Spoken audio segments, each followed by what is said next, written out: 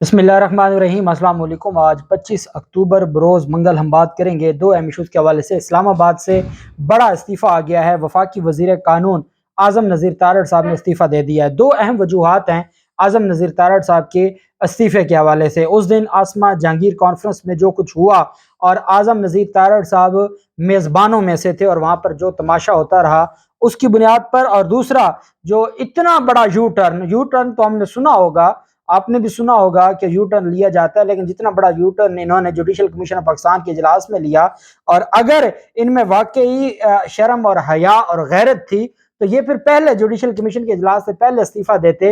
इन्होंने डील भी मुकम्मल करवाई और फिर पाकिस्तान बार कौंसिल और बार कौंसिल में अपनी सियासत बचाने के लिए इस्तीफा भी दिया। अब सुप्रीम कोर्ट बार एसोसिएशन के सदर की तरफ से क्या कुछ कहा गया उसकी तफसील भी मैं आपके साथ शेयर करूंगा। पहले तो मैं आपको बताता चलूं कि अरशद शरीफ के हवाले से जो डेवलपमेंट्स सामने आ रही हैं और जिस तरीके से उनकी डेड बॉडी को पाकिस्तान लाया जा रहा है और वो तस्वीर भी शेयर की जा रही हैं जो कुछ मरीम नवाज़ की तरफ से कहा गया है, और अरशद शरीफ की डेड बॉडी की पिक्चर किसी ने ट्वीट की और उसके ऊपर लिखा कि ये पहले बेगम कुलसूम नवाज़ या उनकी जब डेड बॉडी उनको लाया गया था तो उसके ऊपर बात करते थे। बहरहाल उस पर जो मरीम नवाज़ ने जो कुछ किया है, शहजाद इकबाल जैसे जियो न्यूज़ के रिपोर्टर्स की भी गैरत जाग गई और उन्होंने भी कहा कि शर्म करें, ये कोई वक्त है ऐसी बातें करने का। लेकिन क्यों मरियम नवाज है आगे, वो क्यों ऐसी बातों को ध्यान दे, और उसका अपना एक नज़रिया है। और चूंकि इस वक्त वो ख़ास भतीजी है, उसके ऊपर ख़ास नवाज़शात हैं और भी बहुत कुछ है, इस वजह से वो कुछ भी कहे तो उसके खिलाफ कोई कुछ नहीं करेगा। लेकिन ये बेसिकली मुस्लिम लीग नून की तरफ से, कल जब मुस्लिम लीग नून अपने ऑफिशियल पेजों पर दिवाली के केक काटने की खुशियां मना रहे थे, कोई शक नहीं है अकलियतों के साथ आप बैठें और जो उनकी खुशियों में शरीक हों, इसमें तो कोई दूसरी राय नहीं है, उसको कोई रद्द नहीं किया जा रहा। लेकिन जब एक कौमी सानिया हो जाए और उस कौमी सानिया पर अगर आप किसी की खुशियों में शरीक हो रहे हैं तो आप उसका ववेला ना मचाएं, उसको आप शेयर ना करें, दुनिया को ना बताएं, और आपकी जो प्रायोरिटीज हैं वो नजर आ रही हैं कि पूरी कौम रो रही है और सिर्फ जो इस कौम से लापरवाह हैं, जिन्होंने इस कौम को सिर्फ लूटा है, सिर्फ वही खुश हैं। और ये इस मुल्क की कितनी बदकिस्मती है। कल बिलावल जरदारी के हवाले से मैंने आपको बताया कि बिलावल जरदारी आसमा जहांगीर कॉन्फ्रेंस में जाते हैं, वहां पर नारेबाजी होती है और जब पूछा जाता है उनसे अली वजीर के बारे में तो वो कहते हैं मुस्कुरा के कि जाएं उनके सामने नारे लगाएं जिन्होंने उसको पकड़ा हुआ है या जिन्होंने उसको रिहा करना है। अपनी औकात भी बताई कि हम कहाँ पे खड़े हैं और हमारी इतनी औकात नहीं है। उसके बाद उनकी मौजूदगी में नारेबाजी होती रही और इन्होंने वहां पे रोका नहीं और ये नहीं कहा कि ये गलत हो रहा है, हमारी रियासत में ऐसा नहीं होना चाहिए, मैं बतौर वफाकी वजीर यहाँ पे खड़ा हूं, मेरे होते हुए ये नारेबाजी नहीं होनी चाहिए। अगले दिन जब ये सारा मामला हुआ तो आसिफ जरदारी को बताया गया कि जिस बिलावल जरदारी को हमने अपना खास बच्चा बनाया हुआ है, अगर उसकी ये हालत है, हम तो इसके मुस्तकबिल के लिए इसको अभी तो हमने 2 सीटें तोहफे में दी हैं, फिर ये क्या इसकी तरफ से किया जा रहा। फिर बिलावल जरदारी ने बाकायदा इस्लामाबाद में प्रेस कॉन्फ्रेंस की और माफ़ी मांगी और कहा कि ये वो नामुनासिब अल्फाज थे और वो उस पर उनको चाहिए था कि वो बतौर वफाकी वजीर उन नामुनासिब अफरा जो नामुनासिब नारे थे उनको मुस्तरद करता और ये ना कहता वो ना कहता। उसके बाद फिर उसने माफ़ी भी मांग ली। अब चूंकि ये लाडले हैं, इनकी माफ़ी भी कबूल हो जाती है, जिनकी माफ़ी कबूल नहीं होती उनका हशर क्या हो रहा है वो आपके सामने है। जबकि दूसरी तरफ आसिफ जरदारी की तरफ से, अब चूंकि आसिफ जरदारी भी खौफ में मुब्तला हैं कि मेरे बेटे ने ये किया है, और अब वो जो एक वक्त था धमकियां दिया करते थे, अब उनकी औकात, क्योंकि उनको एनआरओ मिला हुआ है। आसिफ जरदारी कहते हैं कि किसी भी प्लेटफॉर्म को इदारों के खिलाफ इस्तेमाल नहीं होना चाहिए, पाकिस्तान की बका हमारे इदारों से ही है। साथ और ये पीपल्स पार्टी मीडिया सेल ने जारी किया है ये बयान आसिफ जरदारी का, उन्होंने कोई प्रेस कॉन्फ्रेंस करके नहीं दिया। पीपल्स पार्टी मीडिया सेल से जारी होने वाले एक बयान में उन्होंने कहा कि गुज़श्ता दिनों लाहौर में होने वाली एक तकरीब में इदारों के खिलाफ नारेबाजी की, जिसकी मैं सख्त अल्फाज में मजम्मत करता हूँ। साथ उन्होंने कहा कि अफसोस कि एक शख्स ने उस मुल्क को गालियों और नफरत के अलावा कुछ नहीं दिया। अब गालियां और जो उसकी हर तकरीर सियासत की बजाय नफरत से भरी होती है।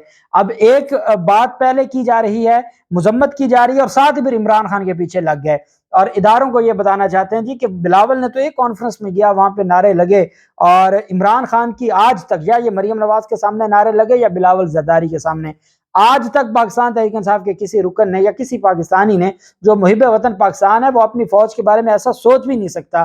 کبھی عمران خان کے سامنے ایسے نعرے نہیں لگے. ان جو مختلف جو کانفرنسز تھیں جس میں اشرف شریف کی بھی تقریریں ہیں، عمران ریاض خان کی بھی تقریریں ہیں، ایاز میر کی بھی ہیں، وہاں بھی ایسی نعرے بازی نہیں ہوئی تھی. لیکن یہاں پر جہاں پر بلاول زرداری کے سامنے یہ نعرے بازی ہوئی یا مریم نواز نعرے بازی کرواتی تھی، یہ والی جو نعرے بازی تھی. لیکن اب چونکہ اداروں کو یہ بتایا جا رہا ہے کہ میرا بلاول تو معصوم ہے، وہ تو آپ کا بچہ ہے، اس کو آپ چھوڑ دیں. عمران خان کی طرف دیکھیں، وہ ہر تقریر میں آپ کے خلاف بات کرتا ہے، اس کی سیاست ہی آپ کے خلاف ہے. آپ مینٹیلٹی دیکھیں ان کی.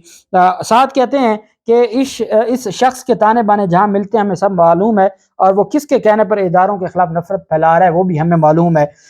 کانفرنس کو آپ مذمت کر رہے ہیں، وہ آپ ایک جملہ پورا نہیں کہتے اور آگے پھر آپ عمران خان کے پیچھے شروع ہو جاتے ہیں اور آپ کہتے ہیں کہ یہ کیا کہہ رہا ہے. اس کے خلاف آصف زرداری نے کہا کہ ہمارے جوان افسران اپنی جانوں کا نذرانہ اسی وردی میں دے رہے ہیں اور ان کے خلاف نعرے قابل مذمت ہیں. یہ نہیں کہا کہ بلاول زرداری کا اس کانفرنس میں جانا قابل مذمت ہے، بلاول زرداری کا خاموش رہنا قابل مذمت ہے، بلاول زرداری کا ڈفر کہنا قابل مذمت ہے، جو آسما جہانگیر کا کوٹ کیا ایک، اور ساتھ ان کا یہ کہنا کہ جائیں ان کے پاس نعرے لگائیں جنہوں نے رہا کرنا ہے، یہ قابل مذمت ہے.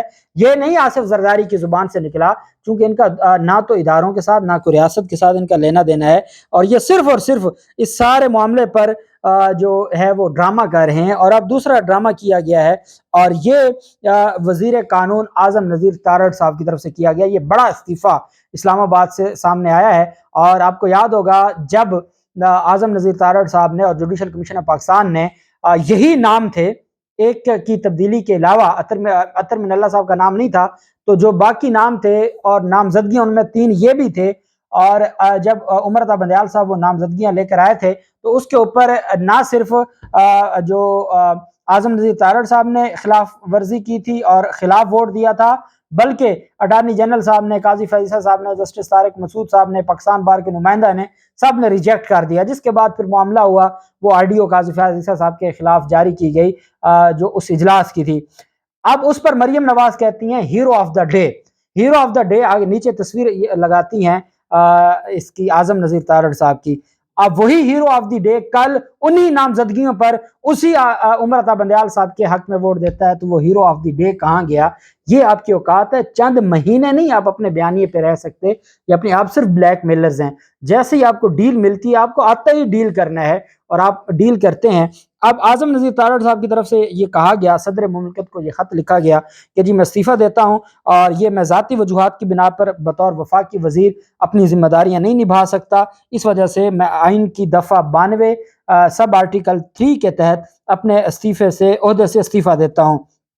اب اس پر 2 باتیں تھیں. ایک بات تو یہ تھی کہ جو آسما جہانگیر کانفرنس میں اسٹیبلشمنٹ کے خلاف اور ہماری پاک فوج کے خلاف نعرے بازی کی گئی، اور یہ وہاں پر بیٹھے موجود تھے اور یہ میزبانوں میں سے تھے، تو اس پر کیونکہ یہ آسما جہانگیر گروپ کے یہی تو کرتے دھرتے ہیں، تو اس پر ہمارے اداروں کی طرف سے سخت ری ایکشن آیا ہے اور اداروں کے دباؤ میں ان کو عہدے سے ہٹایا گیا ہے. اور یہ استعفیٰ دیا نہیں گیا بلکہ یہ استعفیٰ لیا گیا ہے. یہ ڈان اخبار نے بھی اس کے اوپر یہ لکھا ہے کہ جی آسما جہانگیر کانفرنس میں اسٹیبلشمنٹ مخالف نعروں کا حوالہ دینے کے حوالے سے یہ استعفیٰ دیا گیا ہے. اور ساتھ دوسری جو بات ہے وہ یہ ہے کہ chief justice of Pakistan Umar Ata Bandial صاحب کے ساتھ ساتھ کچھ جونیئر ججوں کے حق میں اپنا ووٹ ڈالنے پر جس شدید دباؤ میں تھے، اس دباؤ کی وجہ سے یہ استعفیٰ دیا گیا ہے. انہوں نے استعفیٰ تو دے دیا، لیکن کل سے جو سندھ ہائی کورٹ بار ایسوسی ایشن، کیونکہ جو بار میں گروپ ہے اعظم نذیر تارڑ صاحب کا، وہ جھرلو پھر گیا. اس کی وجہ کیا ہے کہ آپ تو باتیں کرتے تھے سینیورٹی کی، آپ تو باتیں کرتے تھے کہ سینئر جج جائے گا. آپ کو کیا ہو گیا؟ پاکستان بار کونسل ایک طرف، جو آپ کی بار کونسل ہے وہ ایک طرف ووٹ دے رہی ہے اور آپ بطور وزیر قانون آپ دوسری طرف دے رہے ہیں. اب حامد میر اور احسن بھون صاحب سپریم کورٹ بار ایسوسی ایشن کے صدر ہیں، ان کی طرف سے یہ سٹیٹمنٹ دی گئی کہ اپنی وہ ایک ڈسپلن ہے جماعت کا، اور جماعت کی طرف سے یہ کہا گیا تھا اور حکومت کی طرف سے یہ ڈائریکشن تھی کہ عمر عطا بندیال صاحب کے جو نامینیشنز ہیں یا نامزدگی ہیں ان کو منظور کروانا ہے، ان کے حق میں ووٹ دینا ہے. چونکہ وہ وفاقی وزیر تھے، ڈسپلن کا مظاہرہ کرتے ہوئے انہوں نے وفاقی حکومت کی بات مانی، اور وفاقی حکومت کی بات مانتے ہوئے انہوں نے جو عمر عطا بندیال صاحب کی نامینیشنز کے حق میں ووٹ دیا، لیکن چونکہ پاکستان بار کونسل کا جو ایک موقف تھا، جو ایک بنیادی موقف ہے، اور وہ تھا سینیورٹی کے حوالے سے اپوائنٹمنٹس اور نامزدگیاں، چونکہ اس کی خلاف ورزی میں ووٹ دیا، اس وجہ سے وہ اپنے ضمیر کی آواز کے طور پر انہوں نے استعفیٰ دیا ہے۔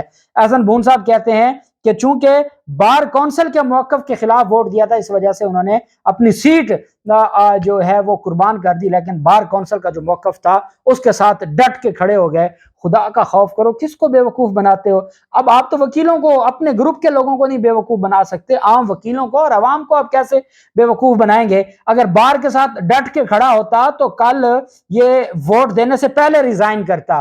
آپ نے ووٹ دے دیا، جونیئر ججز آپ نے نامزد کروا دیے، منظوری ہو گئی، اب کون سا آپ کو تو ویسے پتا ہے کہ آپ کی اگلے چند دنوں کی حکومت ہے، آپ نے تو ویسے گھر چلے جانا ہے، تو یہ آپ قوم کو بے وقوف نہ بنائیں۔ اور یہ بھی ہو سکتا ہے کہ اعظم نذیر تارڑ صاحب کا بطور جج ہائی کورٹ کے لیے بھی کوئی نام آ سکتا ہو، بہت کچھ ہو سکتا ہے ہمارے ملک میں۔ دوسری اہم بات یہ ہے کہ یہ ان کی طرف سے جو ریزائن ہے، اصل بات یہ ہے کہ بوٹ نے دھکا دیا اور کہا ہے کہ کک آؤٹ کریں، اور کک آؤٹ کر دیا گیا ہے، اور اس وجہ سے اب یہ استعفے کا سارا جو ڈرامہ رچایا گیا ہے۔ بہرحال یہ ایک جب سے میرے خیال میں وفاقی حکومت، یہ امپورٹڈ حکومت آئی ہے، اتنا بڑا استعفیٰ نہیں آیا حکومتی حلقوں میں سے، اور اب دیکھتے ہیں کیا ہوتا ہے۔ جو بھی تفصیلات ہوں گی آپ کے ساتھ شیئر کرتے رہیں گے۔ اللہ پاک پاکستان کامیاب ناصر ہو۔ بہت شکریہ، اللہ حافظ، پاکستان زندہ باد۔